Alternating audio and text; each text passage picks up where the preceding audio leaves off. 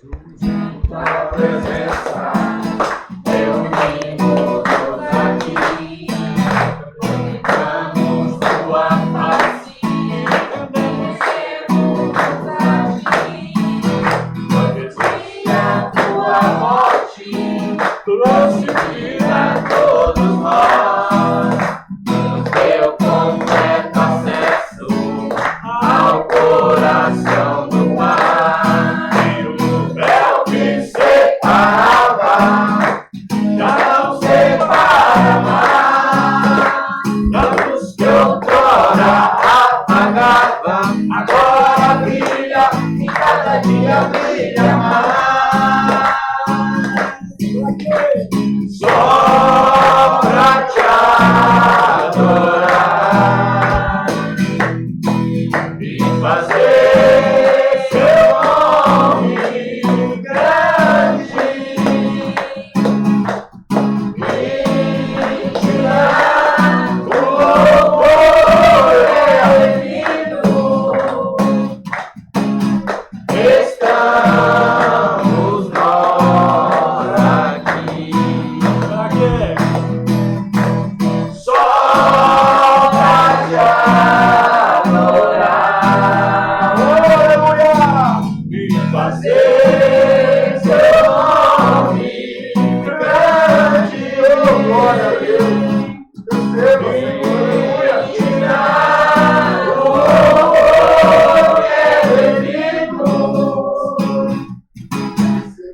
Estamos nós aqui. Estamos nós aqui. Só pra te adorar e fazer teu nome grande e te dar o louvor que é devido. Estamos nós aqui. Aleluia, Senhor. Estamos nós aqui.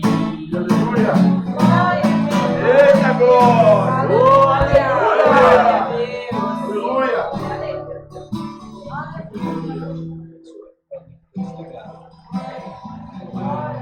Depois você conectou o cabo, você vai sincronizar então.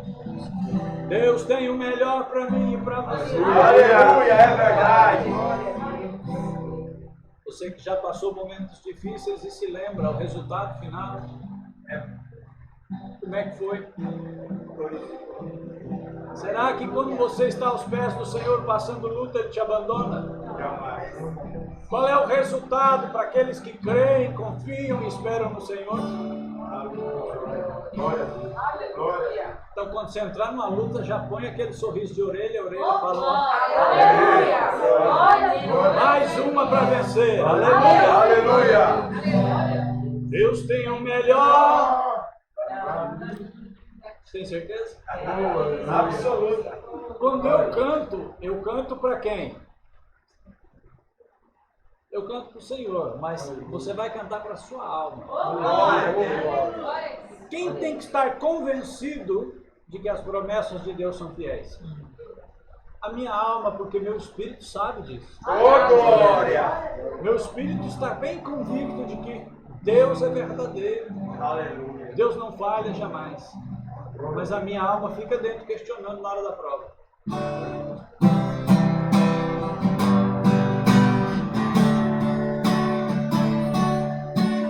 Deus tem o melhor pra mim. Aleluia!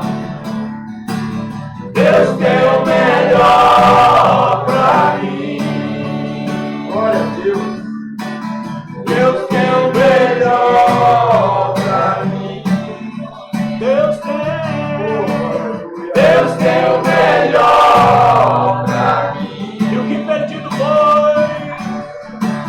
E o que perdido foi não se compara com o que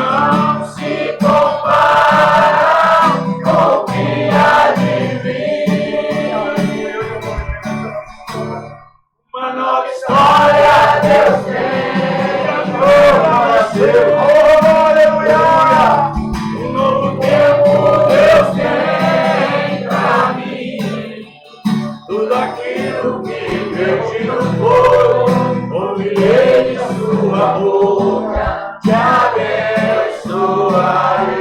Glória a Deus, uma nova história, Deus tem pra mim. Aleluia, glória a Deus, um novo tempo Deus tem pra mim.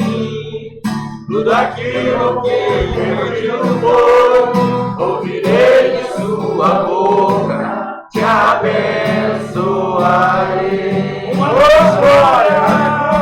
Uma nova história Deus tem pra mim.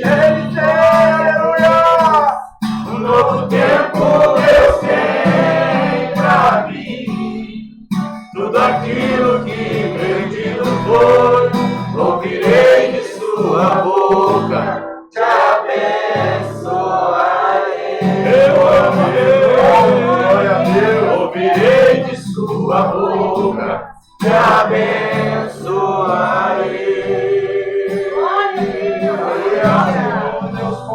Uma nova história Deus tem pra mim. Um novo tempo Deus tem pra mim. Tudo aquilo que verde no fogo, ouvirei de sua boca, te abençoarei.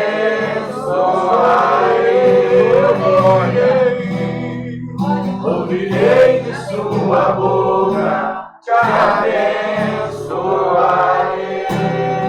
Aleluia. Oh, aleluia. Deus te retribuirá, Deus restituirá. Ele é o Deus de restituição, Ele é Deus de milagre. Ele é Deus que cura, Ele é Deus que sara, Ele restitui os anos consumidos, Ele faz novas todas as coisas.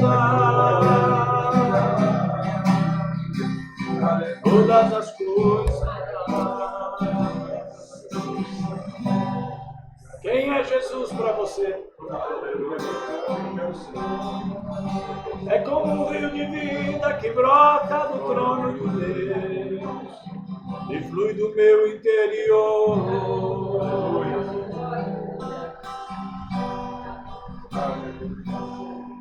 Jesus, tu és um rio de vida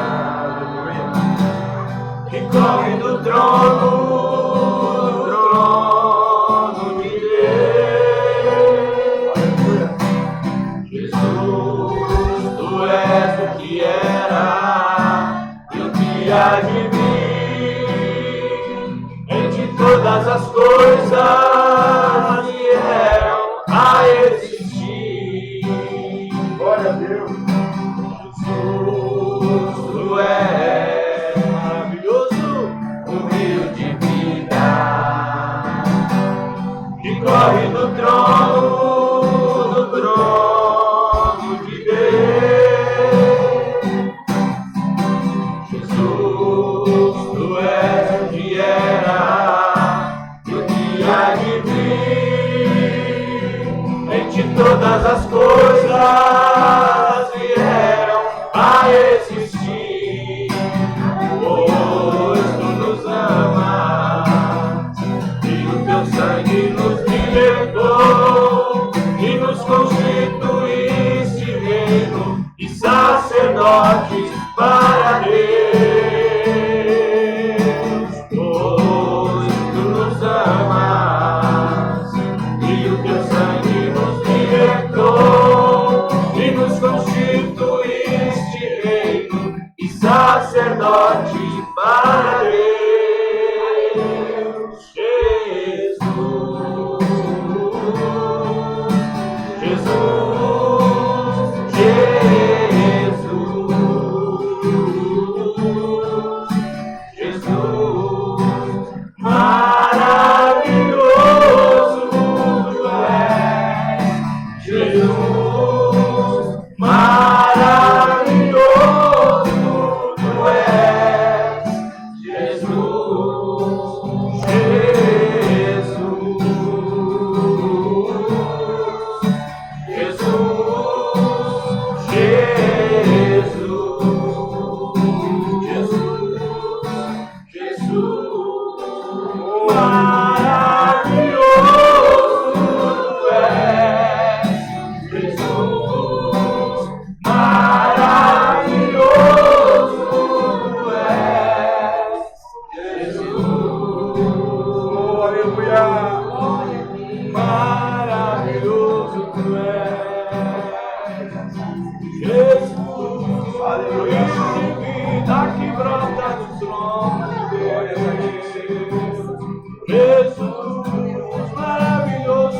Maravilhoso és, maravilhoso és pra mim.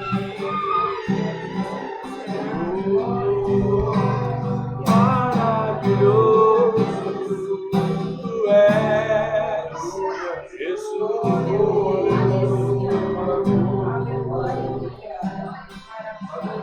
Maravilhoso é Jesus pra mim.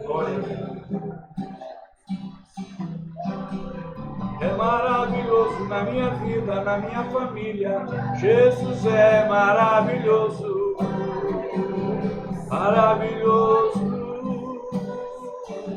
Maravilhoso. Maravilhoso.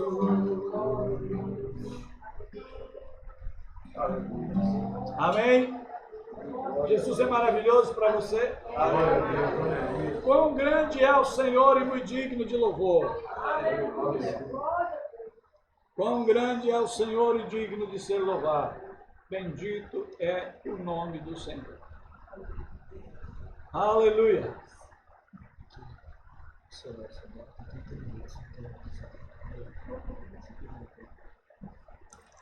Falha técnica, então não se preocupe, tá? Aqui o negócio é ao vivo.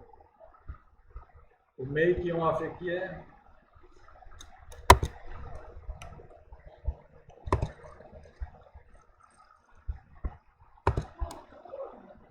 Aleluia, Marissa.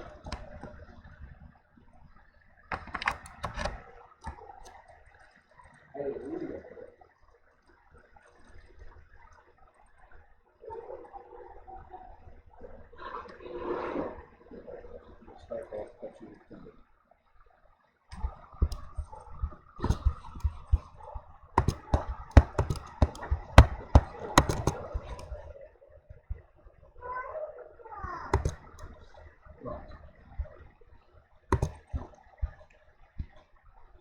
Pode se sentar. Quem estiver sentado pode levantar.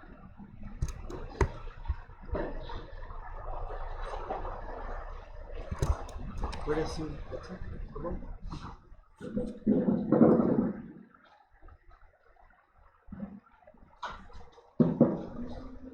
Glorificado é o nome do Senhor. Abra sua Bíblia comigo em Juízes capítulo 7.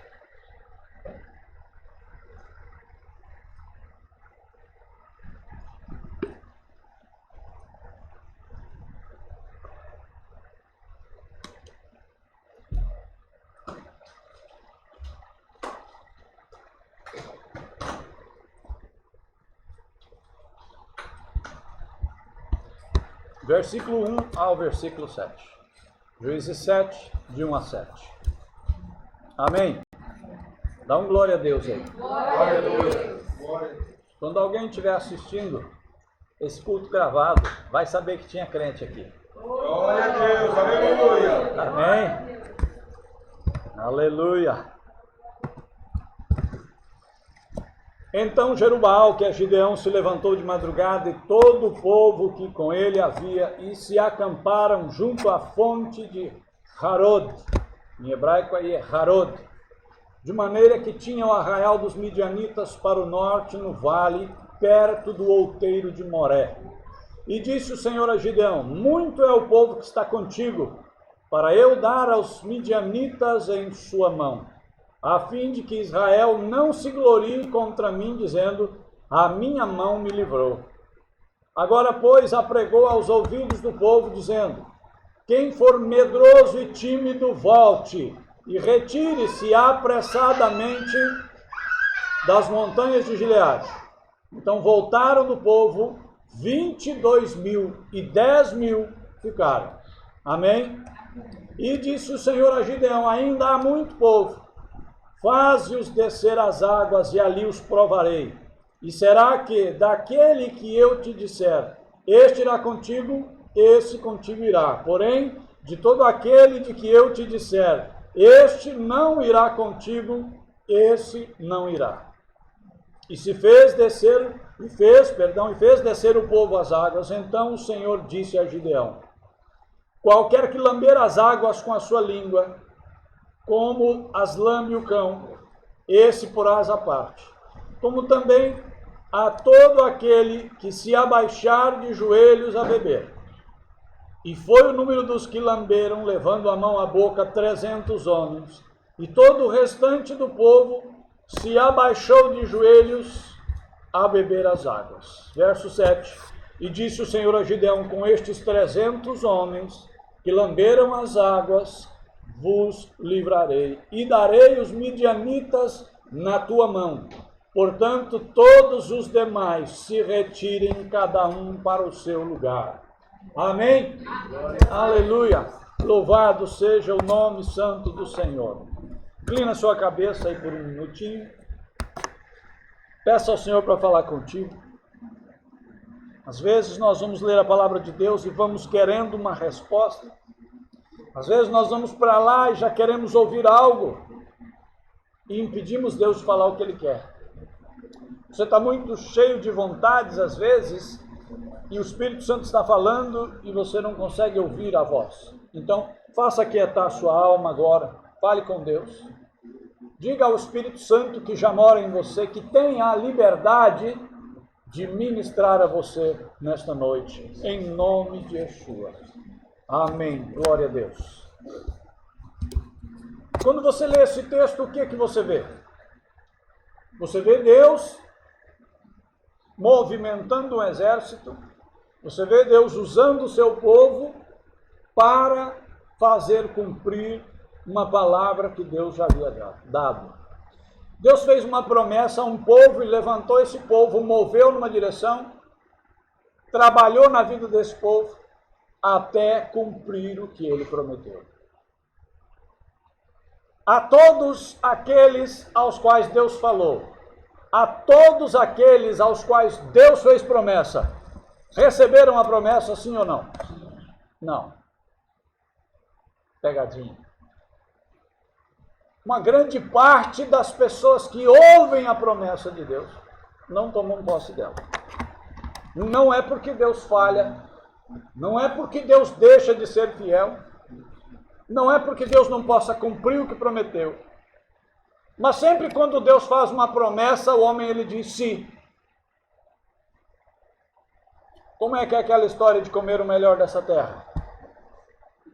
Se quiserdes e me ouvirdes, aí então comereis o melhor dessa terra.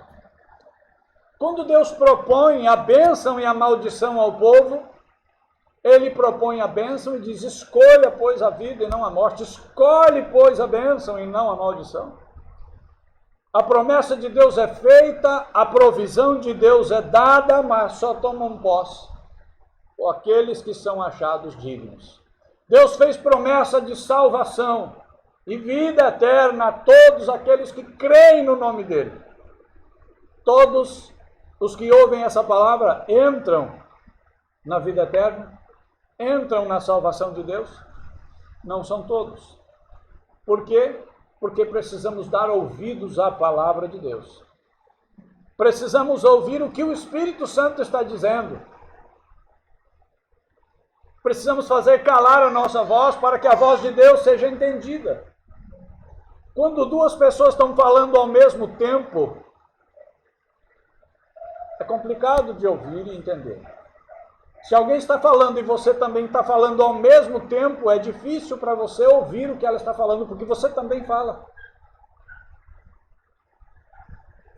Quantas vezes você já teve essa experiência, eu já, de estar em momentos de tanta aflição e agonia, orando e falando, e não ouvir a voz de Deus, e depois de um tempo, quando a alma se aquieta, a voz de Deus vem e eu falo: o Senhor já tinha falado, tantos dias atrás, ó, naquela circunstância, mas eu estava tão desesperado, tão agitado, que eu não pude ouvir a voz de Deus. Tenha cuidado de estar atento à voz de Deus. As maneiras que Deus usa para te ensinar. Deus pode usar uma mula para falar com Balaão? Pode ou não? Já fez isso. Deus pode usar circunstâncias do meu dia a dia para falar comigo? Pode. mas também circunstâncias podem te trair, te prender e te desviar do foco. Então, se Deus vai falar contigo na circunstância, você precisa estar ligado a Ele em espírito. Porque se você estiver focado demais em circunstâncias naturais, você tem dificuldades de entender, de ver ou discernir aquilo que é espiritual. Nesse texto nós vemos uma grande multidão de homens, 32 mil homens, que foram convocados para a batalha. Se você ler o texto do começo, vai perceber o seguinte: se levantaram de madrugada e partiram lá numa determinada distância, perto daquele vale, perto de onde tinha as águas, se acamparam. Você acha que no meio daquele povo, quem estava lá? Mulheres, crianças, estavam juntos? Não estavam mais. Porque ao saírem de madrugada, naquela direção, saíram com um propósito de batalha. Quem é que vai para a batalha? Soldados, guerreiros. 32 mil homens para uma batalha. Um exército inteiro se mobilizou e foi. Então, ali só tinha homens convocados. Homens que foram chamados para a batalha. Você acha que tinha alguém ali que não era qualificado e que foi para lá para o meio deles? Alguém que foi de curioso? Só tinha gente preparada para a batalha. Preparada, aspas. Se levantaram de madrugada e já havia uma boa caminhada, se acamparam ali e se prepararam. Eram 32 mil homens dispostos, 32 mil homens que atenderam ao chamado da batalha. Quando você olha a igreja, você vê a igreja como um exército de homens, mulheres, jovens e crianças que ouviram o chamado e se dispuseram para a batalha. Se não fosse assim, elas não estariam na igreja. É assim ou não é? Algumas pessoas estão na igreja porque são curiosas. Algumas pessoas estão na igreja porque querem algo de Deus, querem receber algo específico. Tem gente que está na igreja e não quer Deus, quer alguma coisa que Deus possa dar, mas não quer o próprio Deus. Então há muitas motivações dentro da igreja, mas há um exército de pessoas chamadas ali. Há um grupo de pessoas que ouviu uma voz de convocação para saírem do mundo e virem para a igreja. Uns ouviram a voz da convocação em meio ao sofrimento. Uns ouviram a voz da convocação em meio a enfermidades, a perdas, a problemas muito sérios, mas ouviram e vieram. Então, formou-se um grande exército de pessoas que foram convocadas. Amém? Uma grande multidão de pessoas foi chamada. O que o texto da introdução diz? Muitos são. Se você prestar bem atenção no que Jesus diz, todos foram chamados. E de pregar o evangelho, toda e qualquer criatura. Todo mundo é chamado. Todo mundo é convocado para se arrepender, abandonar os pecados, confessá-los, converter-se dos maus caminhos e mudar o rumo de suas vidas. Inclusive o preço pago na cruz foi providenciado para que todo aquele que nele crer não pereça, mas tenha vida eterna. Então aquele sacrifício não foi feito para um ou dois. Foi feito em favor de todo e qualquer que um dia venha a crer no Senhor. Todos foram chamados. Mas então por que são poucos escolhidos? O que vai diferenciar? Qual é o problema entre ser chamado e ser escolhido? O que tem aí no meio que pode me impedir? 32 mil homens estavam dispostos para a batalha. Quando Deus viu o ajuntamento do povo, ele resolveu fazer um filtro. Qual foi o primeiro filtro que Deus colocou aí? Ele diz, os medrosos, os tímidos, voltem para casa. De 32 mil homens, 22 mil, mais de 2/3 do total, foram embora. Homens chamados, homens dispostos para a guerra. Você vê o que o Espírito de Deus faz? De como Deus olha o homem? Qualquer general com 32 soldados andando, marchando junto numa direção, pensa, estou bem, estou muito bem acompanhado. 32 homens se levantaram comigo de madrugada, nós partimos, estamos ombro a ombro. O Espírito de Deus olha, e ele não disse assim, alguém que está com a espada estragada aí, volta para casa. Ele olhou para dentro do coração do homem que estava disposto e viu medo. Ele falou, quem tem medo, volta para casa. Sabe o que a Bíblia diz sobre o medo? O que a Bíblia diz sobre o medo? Diz que o verdadeiro amor lança fora todo. Por quê? Porque quando há medo no meu coração, ele destrói a minha fé. A fé e o medo podem coexistir. Você pode sentir medo, mas o que vai fazer a partir daí tem que ser algo que resolva a sua questão interior. Eu sinto medo de alguma coisa, mas eu reajo em fé. Eu sinto medo de algo, e aí eu fico com medo, eu reagi com incredulidade. Porque aceitei a ameaça como sendo palavra definitiva. Aceitei o problema como sendo algo grande demais para meu Deus resolver. E a Bíblia diz que todas as coisas são possíveis para aquele, e diz que nada há que seja impossível para Deus. Então, quando Deus olhou para esse grupo de homens, ele disse, os tímidos e os medrosos, voltem para casa. Na King James, se você ler, diz assim, aqueles que estão tremendo de medo, voltem para casa. Quando é que você vê isso na igreja? Tem gente que está tremendo de medo das batalhas, tremendo de medo das lutas que enfrenta. Quando você diz assim para o crente, Deus vai te provar, faz um bico para você. Fala, misericórdia. Sabe, chega amargo o canto da boca. Me provar, meu Deus do céu. Aí, vai orar e fala, será que era de Deus aquela palavra? Acho que ele monta na carne, nem não vai com a minha cara, falou aquilo para mim, que Deus vai me provar. Deixa eu te perguntar, Deus prova quem? Se você não quiser ser provado, escolha a sua. Eu prefiro ser provado e amado do que não ser provado. Porque Deus prova aqueles a quem Ele ama. É um princípio de Deus.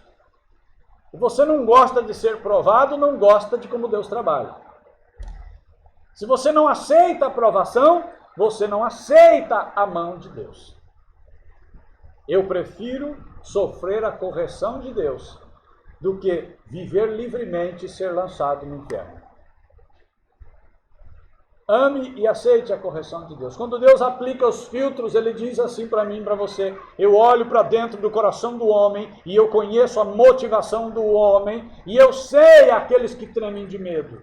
Se você olhar para aqueles que são tímidos e medrosos, você vai ver aí covardia. Há pessoas que se acovardam diante das lutas, são covardes diante das circunstâncias. Na hora que precisa dela, ela não está lá para te ajudar. Ela se acovarda. Esse tipo de gente não pode ir para a frente de batalha. Sabe por quê? Porque mesmo covarde, mesmo medroso, mesmo falando que é o que não é, quando a vitória é dada ao grupo que creu, ele enche o peito e fala, viu? O negócio aqui com a gente é firme. Tem que ser assim como nós. Nós vencemos a batalha. Aí fica grande, sobe na caixa de fósforo e faz discurso. Mas lá no coração dele estava confessando derrota, tremendo de medo. Não foi ousado, não teve coragem. Quando a espada, o brilho da espada refletiu lá, ele caçou alguém para ficar atrás. A igreja é como um exército que enfrenta batalhas. Muitas vezes você vê a igreja entrando em batalhas. E aí Deus começa a colocar filtros. E começa a mostrar, ó, desses, esse grupo vai, esse não vai. O que acontece quando você tem covardes no meio dos corajosos? O que acontece quando você tem um bando de incrédulos no meio daqueles que estão desenvolvendo a fé? O que acontece quando você joga 5 colheres de lama numa vasilha com uma camisa branca?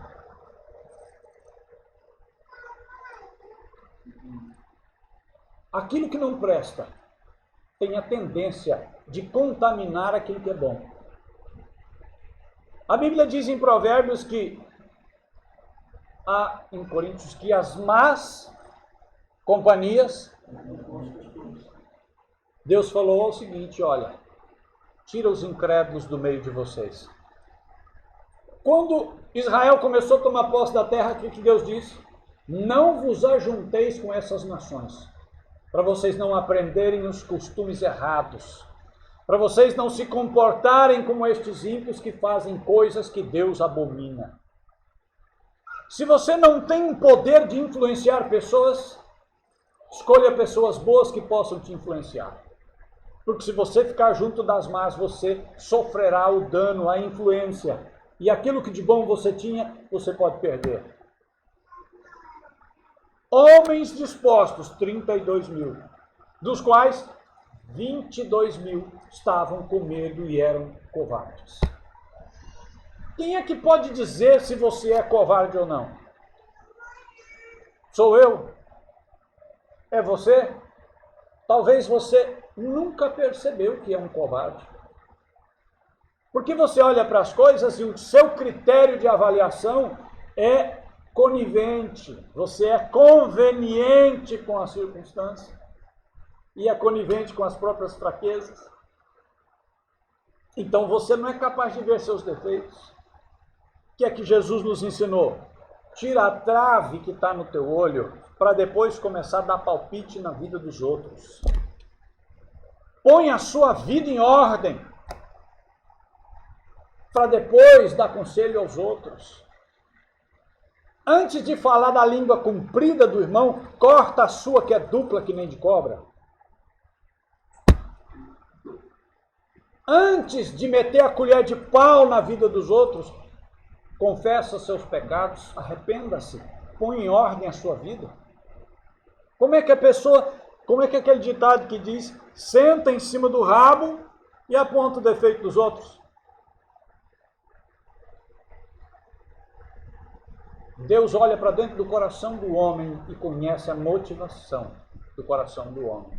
Deus sabe exatamente quem são as pessoas que no meio das outras, ao invés de trazer benefícios, estão causando danos. A igreja, como um exército, ela é um corpo, ela tem que ser coesa, ela tem que estar ligada. E quando no meio deste corpo tem um veneno, ele se espalha, ele contamina e ele causa sérios prejuízos. Mas ai daqueles por meio de quem os escândalos vierem.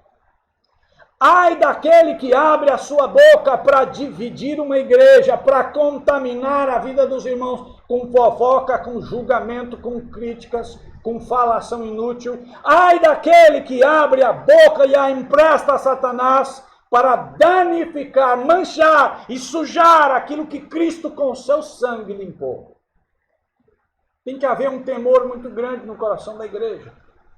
Porque quando o Senhor vier fazer um filtro na igreja e disser, estes não vão, tchau. Quando o Senhor disser, estes vão comigo, o resto vai ficar, é complicado. Imagine o Senhor vindo buscar a igreja. Quando ele olhar para a igreja, quando os anjos vierem, ele vai dizer para os anjos já vão estar sabendo, olha lá, tem a marca? É meu. Aquele que não tem a marca, quem é crente que não tem o selo da promessa? aquele que um dia teve e perdeu, aquele que nunca teve. Então há um grupo muito grande de pessoas que estão lá no meio dos 32 mil, estão se achando, mas o Espírito de Deus está olhando e está dizendo: eu estou te vendo, eu conheço a motivação do seu coração, eu conheço as palavras que saem da tua boca, e eu virei a ti e te julgarei. Esses são dias, eu estava compartilhando essa semana, dizendo: Deus está fazendo um grande reboliço nessa nação.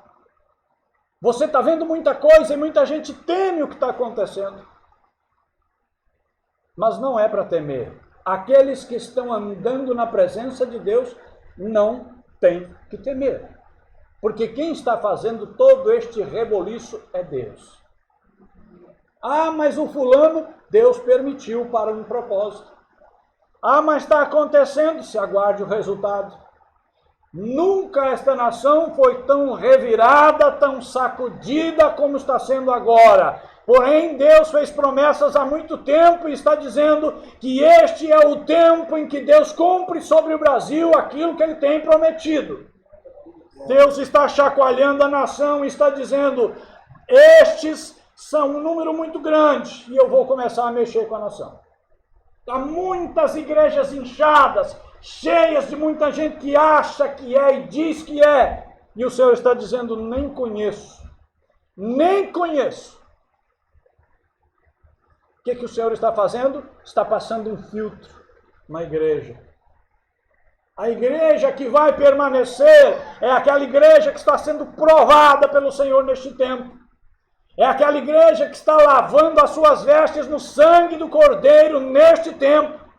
É aquela igreja que está se humilhando diante de Deus, que está cuidando de refrear seus lábios, está cuidando de manter suas mãos limpas, suas vestes limpas, e que não deixa faltar óleo sobre a sua cabeça. Um povo que está se colocando na brecha em oração, um povo que está comprometido com o agir de Deus nesses dias. Deus chamou um povo e um povo ouviu e se reuniu. Mas no meio dessa grande reunião há um grupo de pessoas que não está ligada em espírito ao que Deus está fazendo. Há um grupo de pessoas que está vivendo do jeito que acha que deve ser. Ouvem a voz dos seus próprios corações. Ouvem sua própria voz. São muito cheios de si. Muito cheios de explicação, de justificativa, muito cheios de razão. Eu vou dizer a você que Deus confunde aquele que acha que sabe. Você acha que entendeu e Deus te confunde. Você acha que sabe e Deus mostra que você está errado.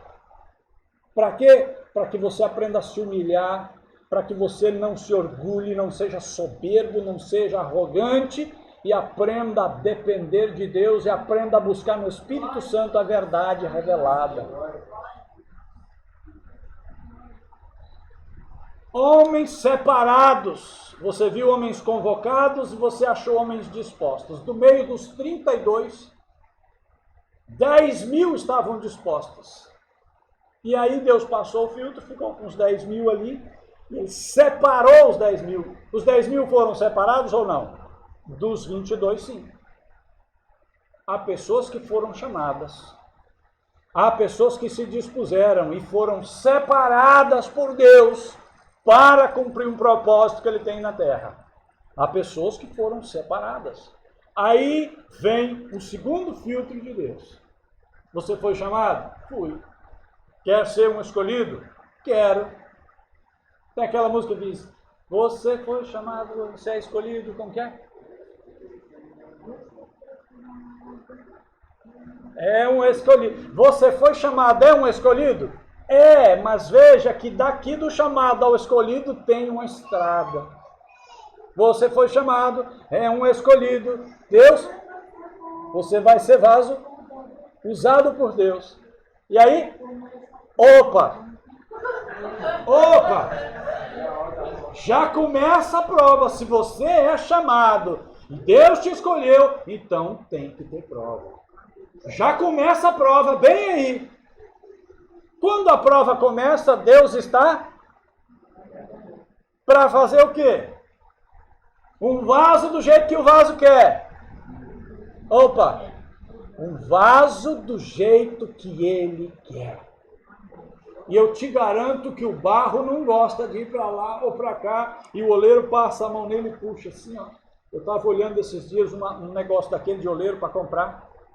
Você taca o barro lá em cima, aí você liga o motorzinho, já começa que o seu mundo começa a tocar em volta, você começa a perder o rumo. Você der barro na mão do oleiro, você já perdeu o rumo, você não sabe de mais nada. Você perde o rumo, porque ele te toca em volta assim, ó. Aí quando você começa a tontear, ele começa a pôr a mão. Quando ele põe a mão em você, ele começa a dar um jeitinho por fora. E vai ajeitando, e aquilo vai girando. Aí criou uma forma do lado de fora, ele leva um baita de um dedão assim por dentro, assim, soca na massa e vai descendo assim, ó. Soca aquele dedão santo dele na sua vida, que vai lá no íntimo da sua alma, assim, ó. Faz assim, ó. Um dedo por dentro e o resto por fora. Deus enfia o dedo dele no íntimo do seu coração para expurgar o que não presta, para gerar espaço para o Espírito Santo vir. Aleluia! Glória a Deus! Mas ele coloca um dedo por dentro e 4 por fora para não deixar você estranhar, para não deixar trincar, para não deixar despedaçar, para não ficar sem forma. Aleluia. Então, enquanto você está na mão de Deus, você está seguro. Ah, mas eu perdi o rumo, eu não sei nem para onde eu vou, meu Deus do céu, me converti, minha vida virou uma bagunça. Virou não. Você pode não entender, mas quem pôs a mão sabe o que está fazendo. Aleluia! Deus sabe o que está fazendo contigo, Ele tem projeto, Ele tem planos, Ele tem sonhos. Quando o oleiro começa a fazer um vaso, ele já tem o vaso na cabeça. Eu li alguma coisa sobre o oleiro, quando a pessoa que vai fazer um vaso, quando o artista vai criar um vaso, que ele já tem o vaso aqui, aquela imagem do vaso já está dentro dele. Por isso você que é a imagem e semelhança de Deus, você estava lá dentro dele, ele te trouxe a luz. Aleluia! Agora no mundo espiritual, a mão de Deus se estende para dar forma a você. Deus está trabalhando para fazer um vaso como Ele quer. O texto que fala do oleiro, quando o profeta diz ele assim, quem é o barro para dizer ao oleiro, não quero desta forma? Já viu o barro reclamando para o oleiro, dizendo, não está legal, não gira rápido não estou gostando. Você está fazendo um vaso que tem uma barriguinha, eu não quero fitness. Barro algum diz ao oleiro a forma que o vaso vai ter, mas o oleiro já tem a imagem pronta. E quando ele põe a mão é para gerar algo que já foi pré-concebido. Aleluia. Você não é produto do acaso. Deus tem sonhos, Deus tem projetos, e Ele está trazendo à luz estes sonhos que Ele tem na realidade da sua vida. Então, Deus está trabalhando. Deus separa aquilo que é bom do que não é. Quando você pega um barro puro, você só... Beleza. Mas eu sei de pessoas, de oleiros que trabalham assim, que pegam aquela argila nas beiras dos rios, e às vezes tem que tirar uma pedra, tem que tirar um capim que está no meio, tem que tirar uma impureza, e às vezes Deus te achou na beira de um rio por aí. É verdade. E aí ele tem que ficar tirando pedras do meio do barro, partes endurecidas da sua vida, capim, palha, pedra, coisa que não presta, coisa podre, coisa velha, coisa antiga. Aí a mão do Senhor tem que ficar tirando isso da sua vida. Mas eu vou dizer uma coisa para você nessa noite. A mão de Deus só pode tirar algo que você entregar para Ele, porque Ele não vai te forçar a nada.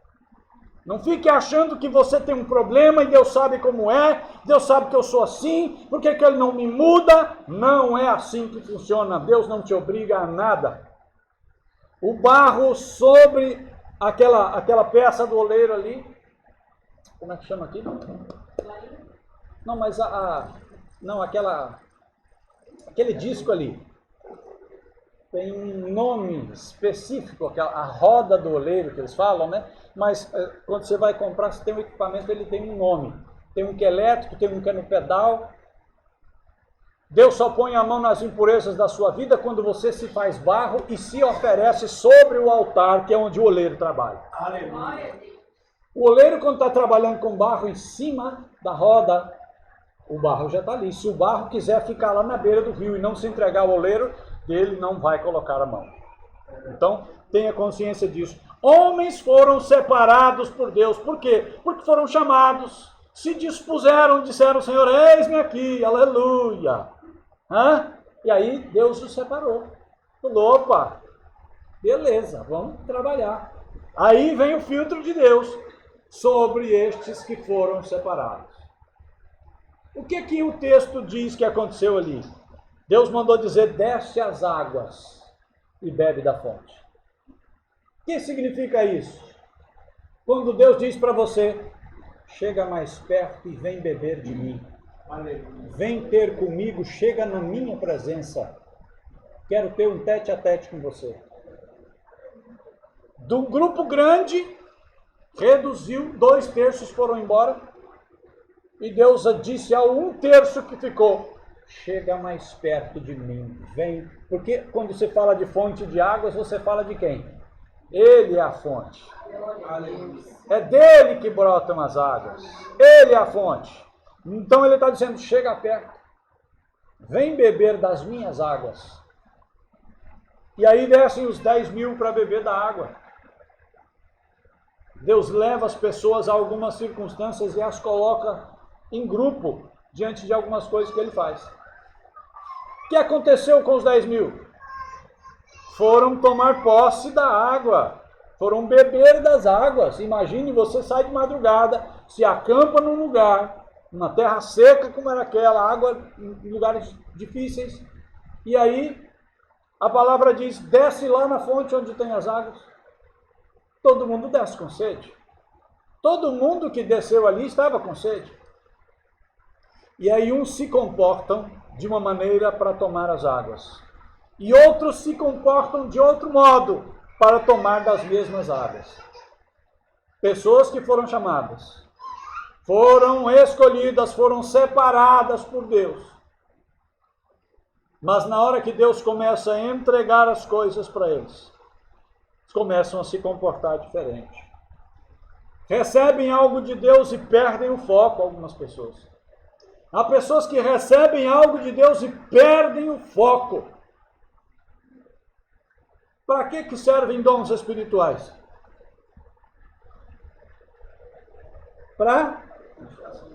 Ué, não é para mim? O dom que você tem, ele não é seu?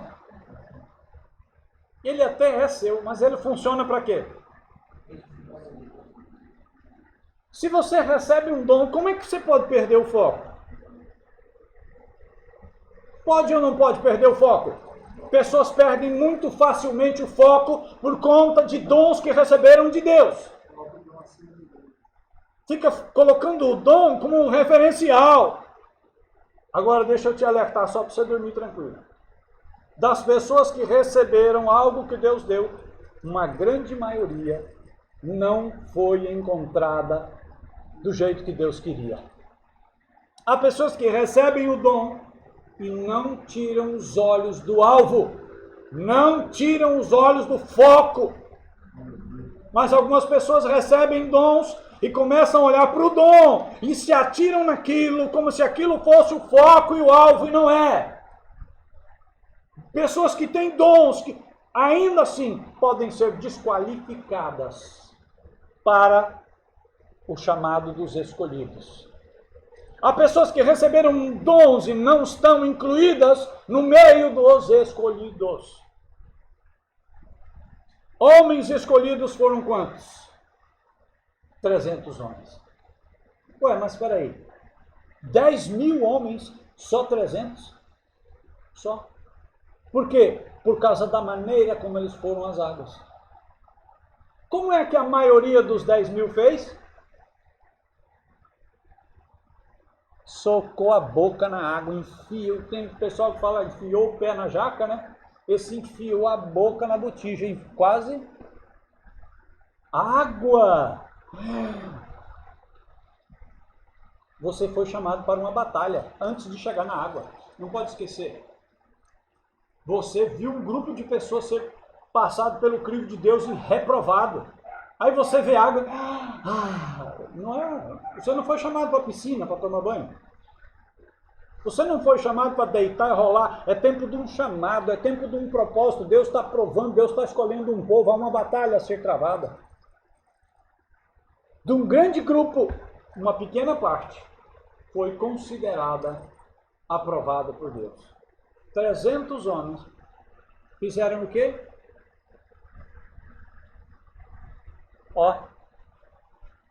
Por que você, qual a atitude que você vê em alguém que chega para beber água e o que parece isso? O que Jesus mandou para mim e para você antes de orar? Deus dá bênçãos para muita gente.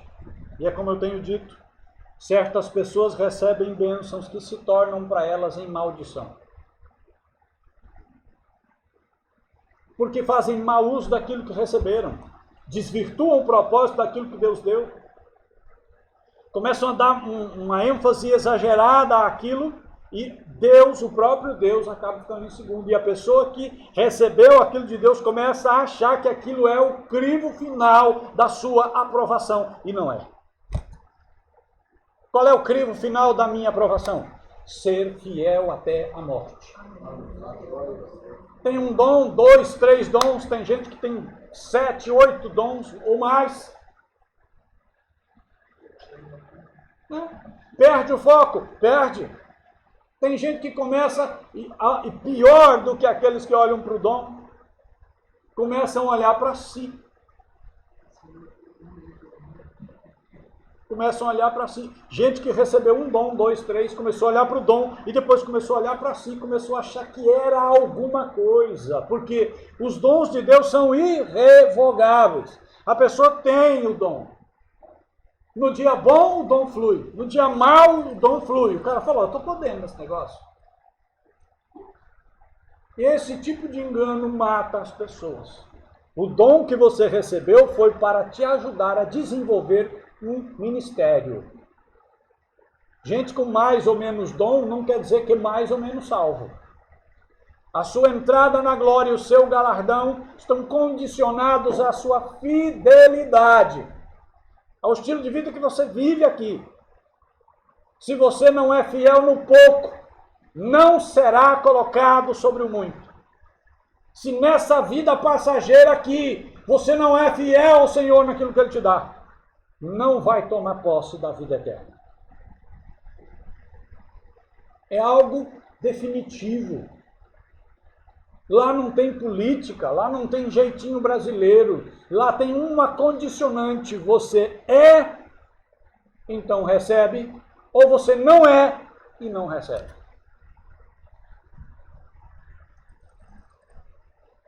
Não perca o foco, não se prostre diante das águas. Não se prostre diante de algo que Deus está te dando, ou vai te dar, ou já te deu. Não perca o foco. Deus te deu algo tremendo, alegre-se, mas mantenha os olhos no foco, no alvo.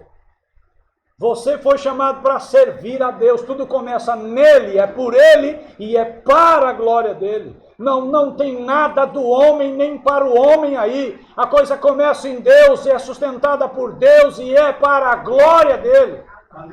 Nós somos meros participantes, somos bem-aventurados porque Ele nos incluiu em algo que Ele pode fazer sozinho, não depende de nós para nada. Ele nos incluiu em amor, mas tudo começa nele, é sustentado por Ele e termina na glória dele. Eu preciso me lembrar disso. Eu preciso manter a visão correta de quem eu sou. Eu sou amado de Deus? Sim. Eu sou alguém especial para Deus? Sim. Assim como todo aquele que nele crê. Deus olha para todos nós e não faz acepção de pessoas. Você nasceu de novo? Então viva em novidade de vida.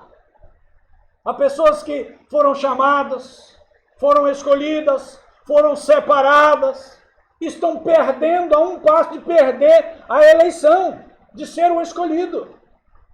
Foi chamado, foi separado. Ué, vai ficar no meio do caminho. Por quê? Tem gente que diz, olha, uma mulher me perguntou um dia assim, pastor, qual que é o pecado mais cabeludo assim que o senhor conhece?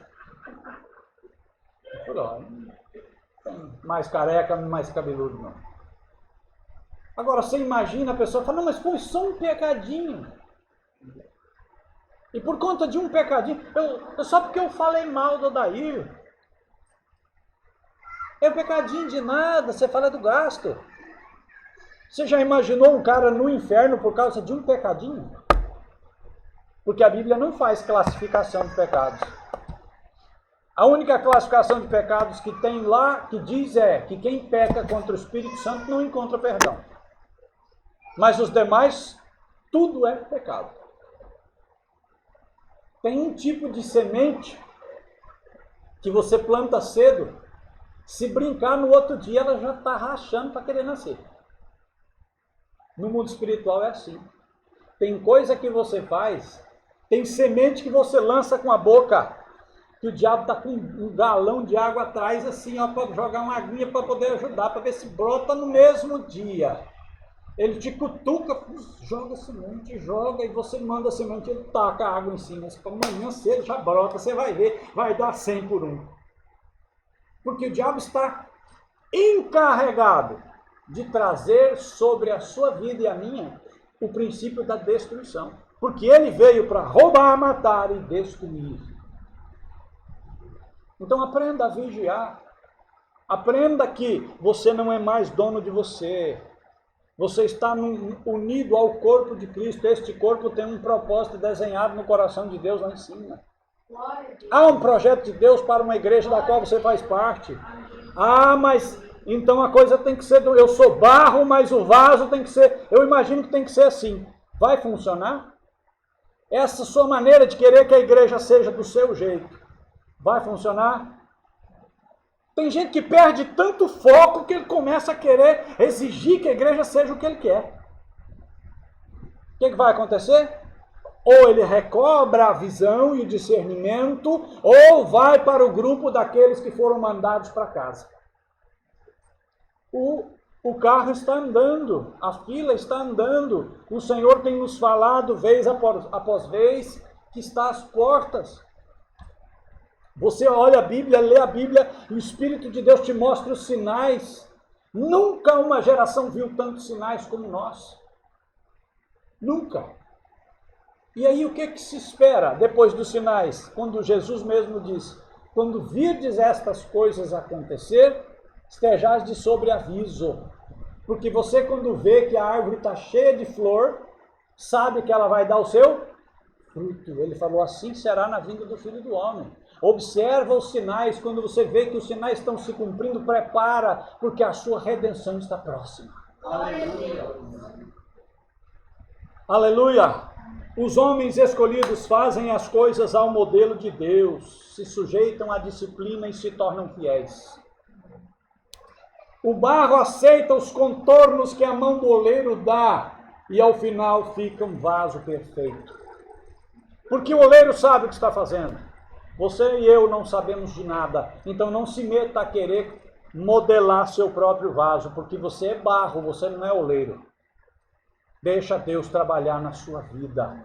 Deixa Deus dar a forma que Ele quer. Você não é Deus aqui, você não é Senhor aqui. Yeshua é o Senhor. Ele morreu na cruz, Ele deu sangue, Ele comprou a minha vida e a sua. E comprou corpo, alma e espírito. E é Senhor do meu passado, do meu presente e do meu futuro. Aleluia! Precisamos perder esse estigma do mundo, de querer achar que somos alguma coisa, que mandamos em alguma coisa. Você precisa ter temor no coração e zelar e velar, não só por aquilo que sai da tua boca, mas por aquilo que está dentro de você. Porque nós somos guiados por aquilo que está escondido lá dentro. Aí você acha que está tudo muito bem, mas às vezes alguém de fora está vendo que suas ações não são aprovadas diante de Deus. Quem tem discernimento espiritual, olha a conduta de alguém que acha que está fazendo o que é certo e vê que a motivação não é certa. Porque o Espírito de Deus sonda o coração das pessoas. Então não pense que diante de mim você está aqui no culto, então aleluia, glória a Deus pela palavra, amém.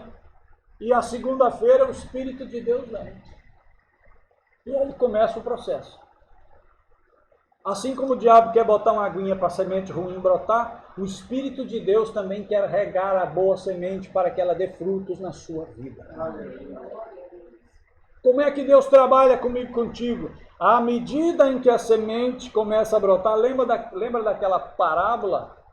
Jesus contou que o homem foi lá e semeou uma boa semente no campo dele e de repente à noite veio o inimigo e lançou uma semente e cresceu a praga do joio no meio do trigo. A plantação de Deus é o seu coração. A semente é a boa palavra que caiu aí. Não deixe o diabo jogar semente ruim no teu coração. Vigia o teu coração. A Bíblia diz, guarda o teu coração, porque dele procedem as saídas da vida. Há pessoas que estão andando em situações complicadas por conta de escolhas que fizeram, por conta de coisas que estão escondidas em seus corações. O resultado vem? Esteja certo disso. Deixa eu dizer uma coisa só para você dormir tranquilo. Deus está julgando a igreja nesses dias. Então, se você sabe o que é vigiar, aprenda a vigiar. Deus está tratando com uma nação corrupta e está limpando o Brasil, arrumando maneiras de fazer cair o princípio da corrupção dessa nação. Mas a mão de Deus está sobre a igreja, porque Deus não vai limpar o mundo e deixar uma igreja suja. O julgamento começa por mim e por você. O juízo de Deus começa por mim e por você, para que nós não sejamos condenados com o mundo. Deus está julgando, então toma cuidado. Toma cuidado de que quando Deus olhar para você e aplicar qualquer tipo de filtro, Ele encontre você aprovado, fiel, temente. Para que o nome dele seja glorificado. Não perca seu foco, não se deixe levar por circunstâncias. A Bíblia fala que bem-aventurado é o homem que teme ao Senhor e anda nos seus caminhos. O que o Salmo 1 diz? Que o justo não se assenta na roda. Aí o pastor chegou um dia, está lá os irmãos conversando, aquela conversa santa, começou a desvirtuar. E ele passou e falou, irmão, que roda é essa? E o irmão falou assim, a roda dos esclarecedores. Tá bom. Os escarnecedores. Às vezes você vê a preocupação da palavra que, quando a Bíblia diz assim que o nome de Deus é blasfemado entre os gentios por nossa causa. Não seja você um escarnecedor. Não seja você aquele que se assenta em rodas a falar do seu irmão, a falar o que não convém, a emitir juízo. Porque você se torna não um que assenta na roda do escarnecedor, mas aí você se torna um escarnecedor, um ímpio. E de um lado você tem o justo, que tem prazer na lei de Deus e nela medita de dia e de noite. E você tem o ímpio que assenta na roda do escarnecedor. Não cabe a um crente sentar em roda de escarnecedor, ficar trocando figurinha quando o irmão está falando do outro, metendo a língua, difamando, julgando. Por que eu estou te dizendo isso? Porque eu quero te alertar, porque a espada de dois gumes está passeando no meio de nós. Esteja certo disso. E ela não está como uma espada na bainha, ela está desnuda e há fogo nela. A espada tem dois gumes e ela está passeando entre nós. O que Deus está fazendo? Um filtro. O que Deus está querendo? Homens e mulheres fiéis. Aqueles que rejeitam o que é mal e se apegam ao que é bom. São equilibrados, fazem o que é mandado e não tiram os olhos do alvo. Se colocam à inteira disposição. Tem gente que acha que, porque eu prego aqui, eu não posso fazer mais nada na igreja. Não, o meu negócio aqui é assim, eu prego. Acabou. Se você é servo de Deus, lembra daquela palavra que Jesus disse, que há algum grupo de pessoas que depois de fazer tudo que foi mandado, deve dizer, somos servos inúteis. Eu vou dizer assim que o grupo de pessoas que não pode ser chamado nem de inútil porque não fez ainda tudo que foi mandado. Nós precisamos aprender a fazer além do que foi mandado. É preciso que haja disposição nos nossos corações. Tem que ficar te chamando, tem que ficar te pedindo, tem que ficar mandando, e quando manda faz de má vontade. Onde está o seu coração? Está no reino ou o seu coração está no egoísmo? Você acha que pode ser agradável demais a Deus? Você acha que você pode servir a Deus demais? Diz para mim. Você pode fazer coisa demais para Deus? Já está além, já foi demais, eu estou fazendo demais para Deus. Você consegue? Pense nisso. Quando a obra do Senhor vai tomar uma forma diferente por esses dias, esteja pronto para ser achado como servo, para não ser achado como aqueles que o Senhor manda para casa. Porque Deus, eu estou dizendo a você, Deus está fazendo algo no Brasil, está fazendo algo na igreja. E você vai começar a perceber, porque Deus ele vem alertando, mas quando ele diz assim, olha para o meio de vós, olha para o seu intermédio e você verá que o Espírito Santo começa a operar justiça e juízo no meio da igreja. E aí você vai começar a temer e a obedecer. A igreja vai passar por uma fase diferente? Vai. Esse é o filtro de Deus. Depois do filtro, o que ocorre? Ocorre que aqueles que forem achados fiéis ocuparão a linha de batalha e desfrutarão de vitória. E os demais não serão chamados, não estarão na linha de frente, não vão pegar a janela. Né? Deus vem fazendo filtro já. Ó. Ao longo do tempo, primeiro filtro, segundo filtro, Deus vê como você se comporta. O Espírito de Deus vê, Deus fala as coisas, faz com que elas cheguem para mim. Deus conhece o seu coração. A obra é dele. Quando ele quer que eu vou para a direita, ele me manda para lá. Quando ele quer que eu vou para a esquerda, ele me manda para lá. Se você não concorda com isso, é porque você tem uma visão melhor do que a minha. É porque você está muito mais perto de Deus do que eu. É porque você sabe muito mais de Deus do que eu. Então, qual que é meu conselho? Se um comandante de um pelotão quer ir pela direita, e você está no meio do pelotão e quer ir para a esquerda, monte o seu pelotão e vá na direção que você achar e arque com as suas consequências, mas não atrapalhe, não transtorne a direção que Deus está dando ao pelotão, porque ele já tem comando. Aleluia. Ou você anda junto e marcha, ou se você é maduro o suficiente, arrume o seu pelotão e pague o preço por ele. Aí lá você vai dar o comando. Se acertar ou errar, você arca com as consequências. Mas naquilo que Deus está fazendo, ou você soma, ou o Espírito de Deus te manda para casa. Para você não atrapalhar o andamento daquilo que Deus está fazendo. Amém? Você está no meio dos 32 mil, dos 22 mil, dos 10 mil ou dos 300? Vamos ficar de pé.